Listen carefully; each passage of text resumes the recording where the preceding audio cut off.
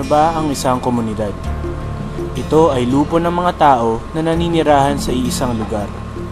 Maaari rin na ito ay grupo ng mga tao na may iisang layunin o paniniwala.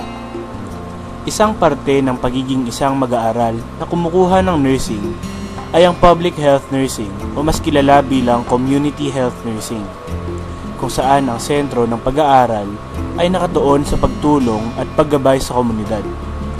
Hangad ng programang ito na matuto ang mga mamamayan ng komunidad na tumayo sa kanilang sariling mga paa.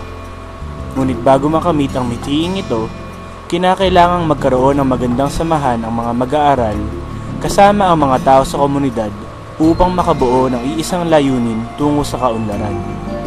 Sa kasalukuyan, ang Trinity University of Asia St. Luke's College of Nursing ay may adopted community. Ito ay ang Pagray at Baybay Sapa na nasa parehong bayan ng Antipolo. Bukod sa dalawang ito, ay kumupkup muli ang kolehiyo ng isa pang komunidad.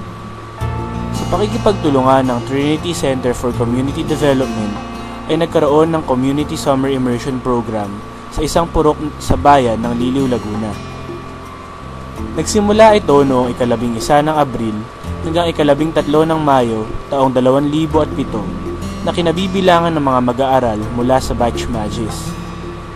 Dahil naging matagumpay ang mga inilunsad na programa, napagdesisyonan ng kolehiyo na tuluyang kupkupin at magpadala ng mga estudyante sa Liliw upang ipagpatuloy ang nasimulan ng mga programa.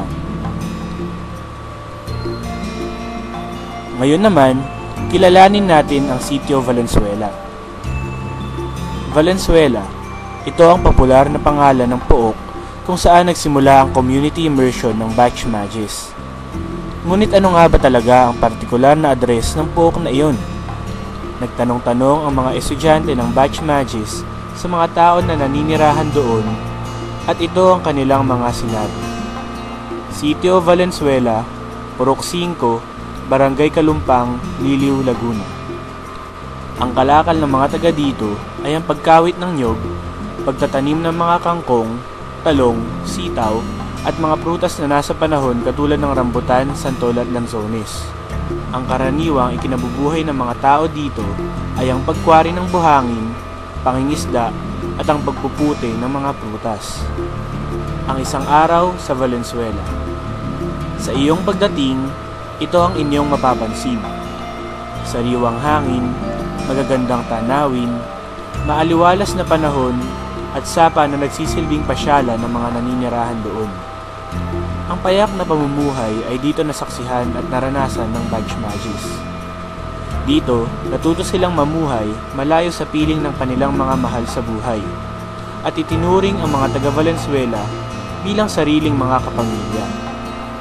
Ang matuto na mamuhay nang wala ang mga luho na kanilang natamasa sa kamay nilaan ay nagkaroon ng mabuting dulot sa bawat estudyante ng Magis na sa umailalim sa programang ito. Sa kabilang dako, ang mga taga Valenzuela ay nakaranas ng pagbabago at saya na dulot ng mga nursing students. Sa puntong ito, patuloy pa rin ang pag-usad ng mga programa sa Valenzuela. Kaakibat ang lokal na mga opisyal ng bayan, mga tao sa komunidad, at ang mga mag-aaral ng Trinity University of Asia St. Luke's College of Nursing. Sila ay sama-samang nagtutulungan upang paunlarin ang munting purok ng sitio Valenzuela.